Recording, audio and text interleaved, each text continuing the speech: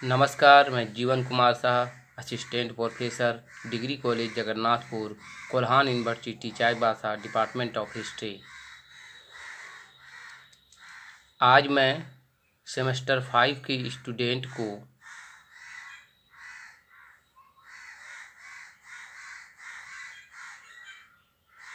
एक टॉपिक के बारे में बताने जा रहा हूँ, या एक अध्याय के बारे में बताने जा रहा हूँ जिसका शीर्षक है झारखंड में अंग्रेजों का प्रवेश। सबसे पहले परीक्षा में इस अध्याय से संभावित पूछे जाने वाले प्रश्न हो सकते हैं, जिसे मैं बता रहा हूँ कि अंग्रेजों का झारखंड में प्रवेश के क्या क्या कारण थे, या यह भी पूछे जा सकते हैं कि अंग्रेजों का झारखंड में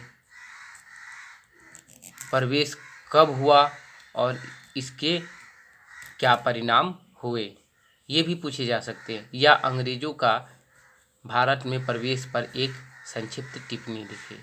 ये सारे प्रश्नों के उत्तर मैं आपको बताने जा रहा हूँ। झारखंड में अंग्रेजों के प्रवेश के मुख्यतः 2-3 कारण बहुत महत्वपूर्ण थे, और अंग्रेजों के प्रवेश में लगभग पूर्ण प्रवेश में लगभग 70 दशक का समय लगा। सबसे पहले हमें ये जानने की आवश्यकता है कि झारखंड में अंग्रेजों का प्रवेश किस कारण हुआ, क्या कारण थे कि झारखंड क्षेत्र में अंग्रेज प्रवेश किए। इनमें पहला कारण यह था कि इसे एक सुरक्षित मार्ग की आवश्यकता थी जो बिहार और उड़ीसा तक पहुँचे, तो झारखंड क्षेत्र होकर यह जाया जा सकता था। दूसरी बात यह थी कि ब्रिटिश के विरोधी अक्सर आकर झारखंड में ही शरण लेते थे, तो इस शरणार्थियों को कुचलने के लिए यह झारखंड पर अपना आधिपत्य स्थापित करना चाहते थे। तीसरी बात यह थी कि मराठा आक्रमण कंपनी पर होती थी, तो इस मराठा आक्रमण को सुरक्षित करने के लिए अब कंपनी ने अपनी सीमावर्ती क्षेत्रों को सुरक्षित रखना अच्छा समझा। और सबसे महत्वपूर्ण बात यह है कि अंग्रेजों का झारखंड में प्रवेश का औचित्य क्या था, किस कारण से अंग्रेज झारखंड में प्रवेश हो गए और उसका किस कारण से झारखंड पर अधिकार हुआ। 12 अगस्त 1765 ईस्वी को मुगल बादशाह, जो परवर्ती मुगल बादशाह थे, शाह आलम, बहादुर शाह आलम जो थे द्वितीय, शाह आलम द्वितीय ने ब्रिटिश ईस्ट इंडिया कंपनी को बंगाल, बिहार और उड़ीसा की दीवानी यानी कि राजस्व प्रशासन यह दे दिया। कंपनी के मतानुसार झारखंड बिहार का ही एक भाग था उस समय, अतएव इस क्षेत्र के राजाओं, जमींदारों को भी कंपनी सरकार को अपना कर देना पड़ेगा, क्योंकि बादशाह शाह आलम द्वितीय ने इसे दीवानी दे चुके थे। कंपनी की यह धारणा निराधार थी, क्योंकि झारखंड के जो राजा थे वह स्वतंत्र रूप से शासन करते थे। जिस झारखंड पर मुगल भी अपना पूर्ण रूप से आधिपत्य स्थापित नहीं कर सका, उस झारखंड को शाह आलम द्वितीय ने एक संधि पर हस्ताक्षर करके बंगाल बिहार और उड़ीसा की दीवानी राजस्व प्रशासन दे दिया। यह सरासर गलती था। झारखंड राजा जमींदार अपने राज्यों के स्वतंत्र शासक थे। वे स्वतंत्र शासन करते थे। जिन पर मुगल का प्रशासकीय नियंत्रण पूरी तरह स्थापित नहीं हुआ था, फिर भी मुगल बादशाह शाह आलम द्वितीय ने इसे राजस्व उठाने की जिम्मेवारी दे दिए, वसूलने की। इसकी अपनी सेना होती थी। झारखंड के राजाओं के अपनी सेना होती थी, अपना दरबार लगता था, अपना एक न्यायाधीश होता था, अपनी एक गद्दी होती थी। ये सारे अधिकार उनके स्वयं होते थे, जिस प्रकार एक राजा का होता है। तो जब वे पूर्ण तरह स्वतंत्र थे, तो मुगल बादशाह शाह आलम द्वितीय को यहाँ की दीवानी उसे देना सरासर गलत था।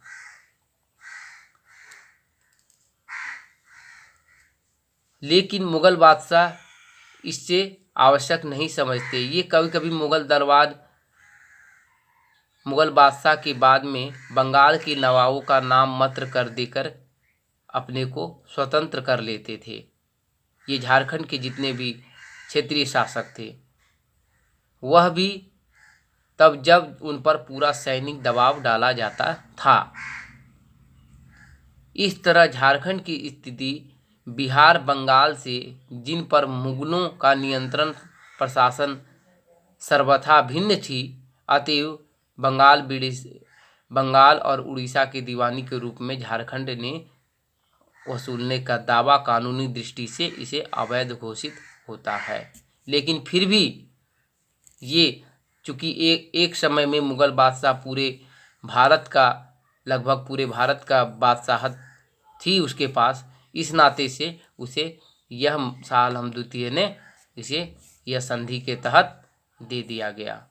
और इसका परिणाम यही हुआ कि अंग्रेजों के प्रवेश पर क्षेत्रीय राजाओं ने, जितने भी झारखंड के क्षेत्रीय राजाओं ने वे उनका विरोध किया और इन स्वतंत्र राजाओं की कठिनाइयों का लाभ उठाकर अंदरूनी मामलों में हस्तक्षेप करके कूटनीति के तहत अंग्रेजों ने झारखंड में प्रवेश किया। झारखंड में अंग्रेजों का प्रवेश जो हुआ था, सिंहभूम की ओर से हुआ था। उस समय सिंहभूम क्षेत्र के प्रमुख राज्य थे ढाल राजाओं का ढालभूम, सिंह राजाओं का परहेट तथा हो लोगों का कुल्हान। जो हम लोग का कुल्हान आज है, वो कुल्हान मार्च 1766 ईस्वी में कंपनी सरकार ने तय किया कि सिंहभूम क्षेत्र के राजागण को कंपनी की अधीनता स्वीकार ना करे, तो इसे बलपूर्वक स्वीकार कराना ही उचित होगा। इस प्रकार उन्होंने 1767 ईस्वी में फर्ग्यूसन को सिंहभूम पर आक्रमण करने का एक जिम्मा सौंपा और वह मिदनापुर से चलकर फर्ग्यूसन ने सबसे पहले झाड़ग्राम को राजा को हराया। उसे भयभीत होकर रामगढ़, लालगढ़ और जामबांदी और सिंधा राजाओं तथा चतमा, मामभूम, रायभूम एवं फुलकुसुमा के जमींदारों ने कंपनी की अधीनता ये सब स्वीकार कर ली, क्योंकि वे सैन्य शक्ति से बहुत मजबूत थे। उनके पास बंदूकें थी, हथियारें थी और सेना उन पर काफ़ी बड़ा था। तो इन सब मामलों को देखकर वे भयभीत हो गए और वे खुद ही अहिंसा स्वीकार कर लिए। इस प्रकार सिंहभूम की ओर से अंग्रेजों का झारखंड में प्रवेश हुआ। पारहेट के राजा जगन्नाथ सिंह चतुर्थ जो थे, वो भी उनके विरोध किए। उनके चचेरे भाई भी थे। शिवनाथ सिंह के खिलाफ मीना गांव में ब्रिटिश रेजिमेंट से सहायता की याचना की, किंतु कटक में उलझे रहने के कारण कंपनी ने इस और कोई ध्यान नहीं दिया। वर्ष 1773 ईस्वी ने कंपनी को अपने व्यापारिक हितों की रक्षा के लिए पारहेट राज्य पर हस्तक्षेप करना पड़ा और वे हस्तक्षेप करके उन्होंने पारहेट को भी अपने अधीन कर लिया।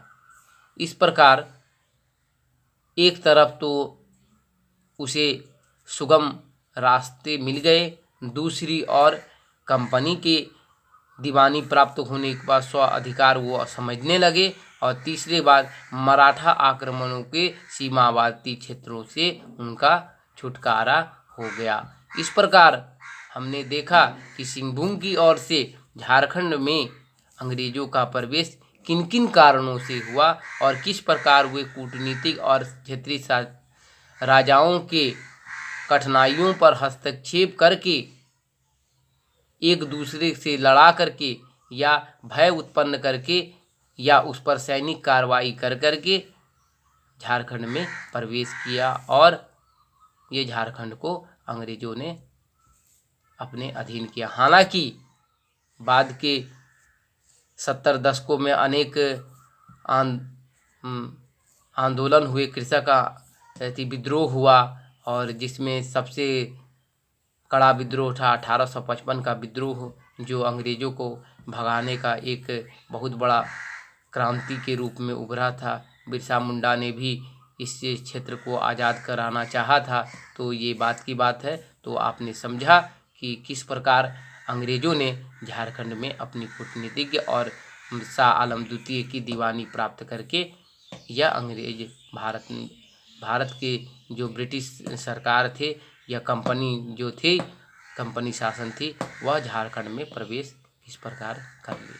तो आज के लिए आप लोग अपने प्रश्नों का उत्तर पा गए होंगे, और आज के लिए इतना ही। धन्यवाद।